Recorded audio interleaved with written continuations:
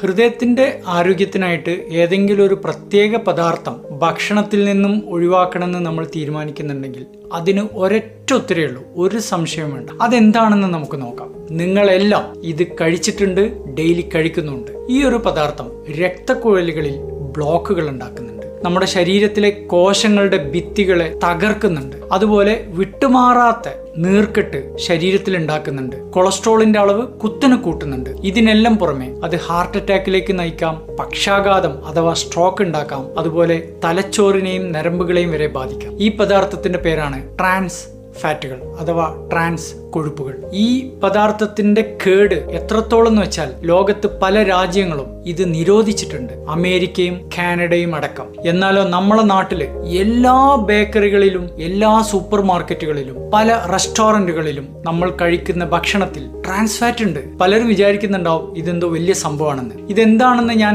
പറഞ്ഞാൽ നിങ്ങൾ ഞെട്ടിപ്പോവും. നിങ്ങളെല്ലാം ഇത് കഴിച്ചിട്ടുണ്ട്, ഡെയിലി കഴിക്കുന്നുണ്ട്. നമ്മളിൽ പലരും സൂപ്പർ മാർക്കറ്റിൽ പോയി പാക്കറ്റിൽ കുട്ടികൾക്ക് വാങ്ങിച്ചു കൊടുക്കുന്ന ക്രാക്കേഴ്സ്, അതുപോലെ ബേക്കറിയിൽ നിന്നും നമ്മൾ വാങ്ങിക്കുന്ന ഒരുപാട് പലഹാരങ്ങളിൽ ട്രാൻസ് ഫാറ്റ് ഉണ്ട്. നമ്മളിൽ പലരും ഫ്രഞ്ച് ഫ്രൈസ് കഴിച്ചിട്ടുണ്ടാവും, അത് മുഴുവൻ ട്രാൻസ് ഫാറ്റ് ആണ്.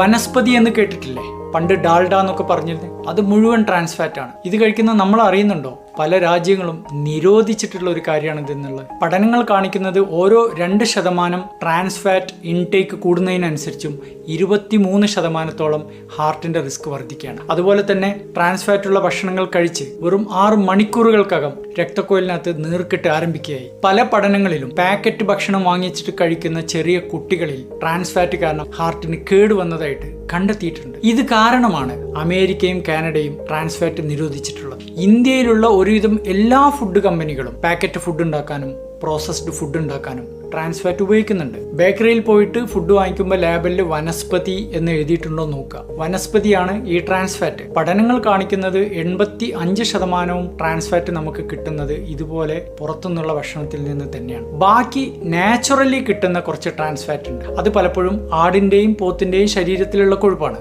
അതുകൊണ്ട് നമ്മൾ ചെയ്യേണ്ടത് എന്താണെന്ന് വെച്ചാൽ വനസ്പതി, മാർഗറിൻ, ഫ്രഞ്ച് ഫ്രൈസ് ഇതെല്ലാം പരമാവധി ഒഴിവാക്കുക. ബേക്കറി ഫുഡുകളും പ്രോസസ്ഡ് ഫുഡുകളും പരമാവധി കുറക്കുക. ഫുഡ് വാങ്ങിക്കുന്ന സമയത്ത് ഫുഡിന്റെ പാക്കറ്റിൽ എഴുതിയിട്ടുള്ള കണ്ടൻസ് ലേബൽ നോക്കി മനസ്സിലാക്കുക.